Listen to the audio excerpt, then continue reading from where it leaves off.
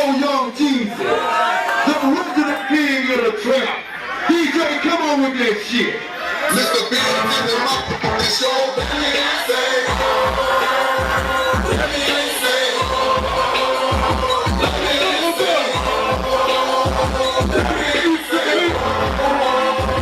Hey, I'm the road and I'm sitting on slow. You can't let that sound in my easy mode. Put the tag in the song and got the praise go out. I keep my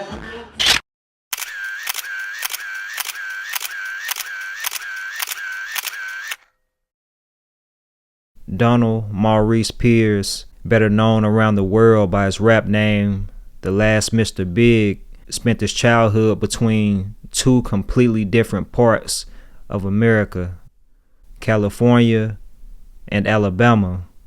With his mom and his sister, he bounced around Oakland, San Francisco, and Richmond in the Bay Area.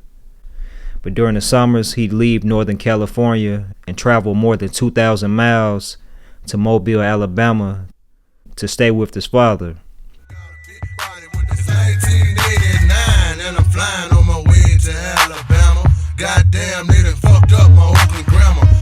Back home in the Bay Area, he was surrounded by crime and got involved in the streets at a young age, toting guns, robbing, selling drugs. He was more intrigued by living the life of a gangster than going to school and playing sports. By the time he had reached the age of 15 and his mother had reached a breaking point, hoping to save him from going down a path that normally ends with incarceration or death, she decided to send Bigg to live with his father in Mobile. The move was meant to give Bigg a fresh start and help him focus on school and staying out of trouble. His father, a veteran police officer, provided structure and discipline. But Bigg, he had already got a taste of the underworld. Even in Alabama, he continued to sell dope and found himself involved in a lot of gunplay. By the age of 19, he was arrested for robbery and assault with a deadly weapon, which led to him going to boot camp. But that situation didn't actually run him away from the streets, but it did help, place his focus on something more positive and safe, which was hip-hop. Baby, I started off DJing. I started off DJing when one of those CDs. One of those cassettes. I was doing shows. I had show tapes. You dig what I'm saying? So that's how it all jumped off. That's how it started. You know what I'm saying? In the late 1980s, he began DJing at local talent shows and clubs. He got popular from his appearances at spots like Solid Gold and Galaxy in Mobile, and even spots in Mississippi. It wouldn't be until he went to prison that he started writing raps, though. 10 years. I've been out of prison 10 years.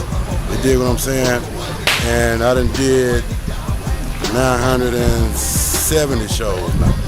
In 10 years with no deal. 970 shows. Church. His incarceration came after a night of partying with friends. They decided to go to a park in Mobile where they began shooting guns in the air, standing out chopping it up and celebrating. Biggs and his sister eventually left the group and went home, but for some reason Bigg decided to go back out to enjoy himself some more. He didn't make it back home that night though. He got into a shootout and a car chase that ended with him crashing his whip and getting arrested. He was charged with reckless endangerment, resisting arrest, suspended license, possession of narcotics, in violation of probation from his boot camp stint. He served around 3 years in prison, and while he was locked up, he started writing lyrics, penning hundreds of songs during each year of his bid. It was during the Mardi Gras season of 1998 when Bigg was released from prison and returned to Mobile. He wasn't out a year before he was arrested again, though. In November of 1998, he was at his family's house in a neighborhood called Maysville. His sister had just finished her college finals, and the family and friends had plans to go out and celebrate.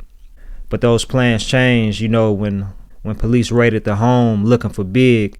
A confidential informant told police that Bigg was a kingpin and was hiding a large amount of drugs at the house. His name was already on the radar of law enforcement, so when they received the tip, they were able to get a search warrant and hit the home.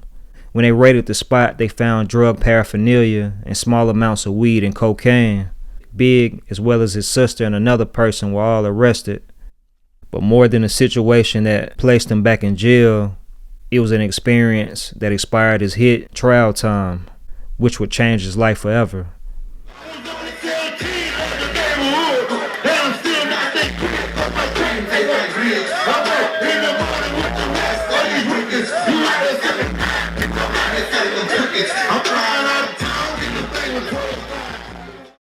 The drug charges against Bigg, his sister, and their acquaintance were eventually dropped, but the experience resulted in him creating a hit.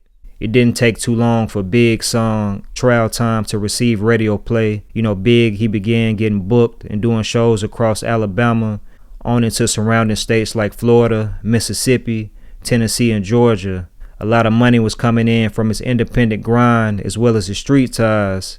And he started balling out, buying clothes, jewelry. At one point, he had a different vehicle for every day of the week. His song Trial Time eventually made it to New York. Warlock Records, an independent record distributor, took interest in Bigg's hit and wanted to do business.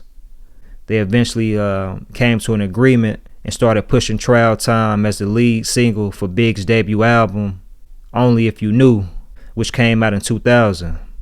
Despite selling hundreds of thousands of records of his debut project, traveling around the country and making money, he refused to go mainstream and sign a major deal. My contribution to the game is how to make a whole lot of money without being controlled by somebody else. That's my legacy. That's what I'm here to teach everybody down here in Alabama, how to get a lot of money without having somebody else to control your money. You dig what I'm saying? We got a house that's all of us can go in the bathroom and won't even see each other. And there ain't no record deal money. In 2003, he dropped his second album, The Mask Is Off, with Warlock. He continued to bounce around the U.S. doing shows from the South to the Midwest to the West Coast, making money, but still staying independent and maintaining ownership of his music. But fame didn't shield Bigg from danger, and he found himself in a situation where he was shot multiple times and almost lost his life. He goes by the name The Last Mr. Bigg, and he says it took a near-death experience to open his eyes.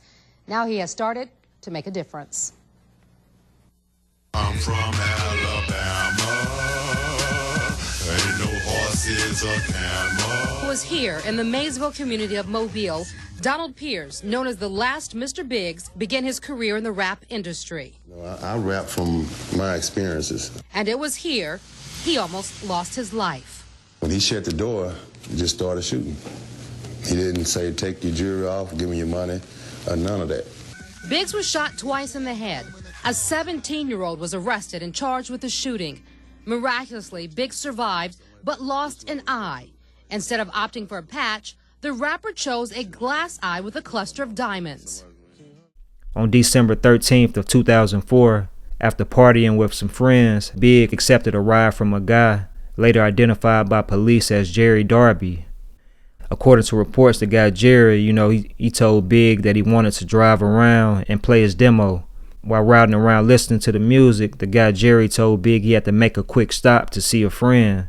He pulled into a yard off Dolphin Island Parkway in Mobile. A young guy came up to the car, shook hands with Jerry, and then got into the back seat behind Mr. Bigg. It was only seconds later when he pulled out a pistol and started letting off shots toward the front of the car.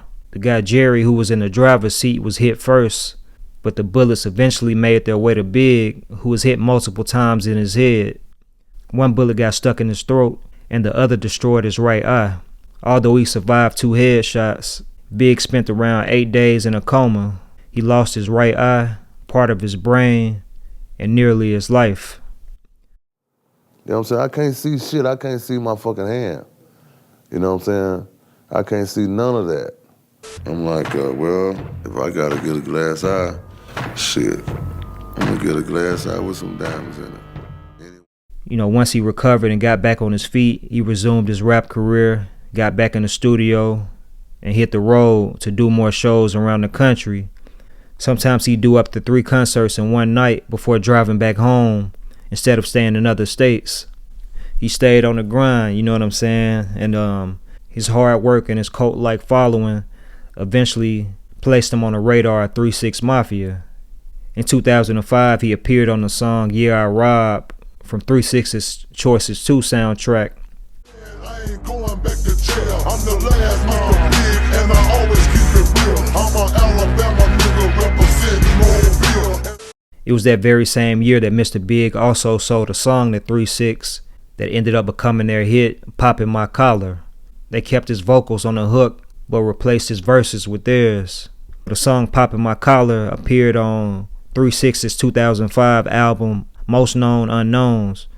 The project ended up selling more than 1 million records, you know, it went platinum. Bigg was featured not just on Poppin' My Collar, you know, on the hook of that, but he also appeared on a couple of other songs on the project. So, you know, it placed the attention on him as well, provided him with some more exposure as well. But all of this still didn't change Bigg's mindset, you know, when it came to maintaining ownership and being his own boss. You know, although he was connected with 3 6, he still refused to go mainstream and sign a $1 million major deal or anything like that. You know, he declined to distribute his music through any mainstream channels as well. You know, he stayed independent. I'm not sick in motherfucking time. I'm sick in motherfucking time too. These pussy ass niggas trying to sell. And these bitches, and these hoes, they say pussy nigga make a nigga dog.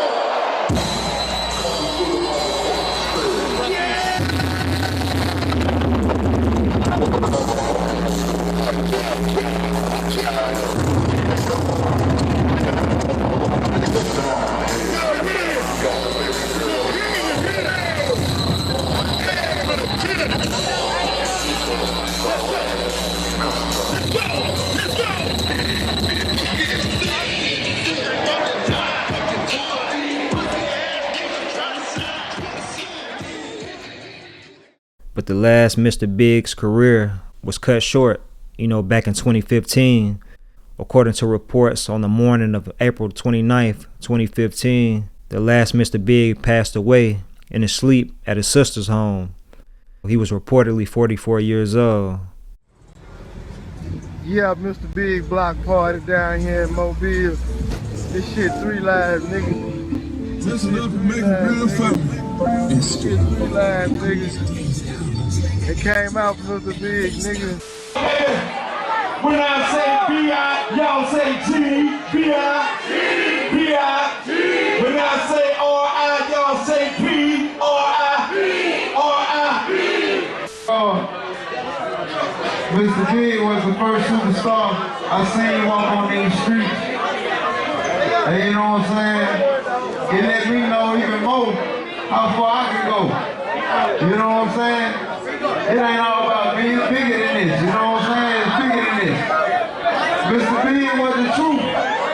And so I just gotta spit it like it is. This is shit first. When I soon as I touched down in Canton, New York, that's who they asking me about. Mr. Bigg. But yeah, man, he passed away. Some reports have said that, you know, his death was linked to like cardiovascular disease and he had a heart attack in his sleep.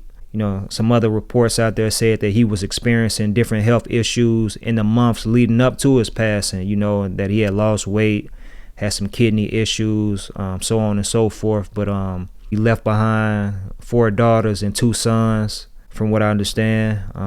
But, you know, he also left behind a legacy as one of Alabama's most influential artists. But yeah, he left behind a legacy, man. You know, he took his struggles and, you know, he turned them into timeless music. But he carved his own lane in Southern hip hop, man. You know, he left a mark that'll never be forgotten by a lot of people, man. You know, just wanted to do a piece on the last Mr. Bigg, man. Salute to anybody tuning in from Alabama, man. You know, shout out to Alabama. Shout out to everybody tuning in around the country, around the world, man. Rocking with AHumbleSoul. If you're not already subscribed to the channel, hit the button ASAP. If you enjoyed the video, man, hit the like button and all of that. Spread the word. Until next time, I'ma holler at y'all, man. 100.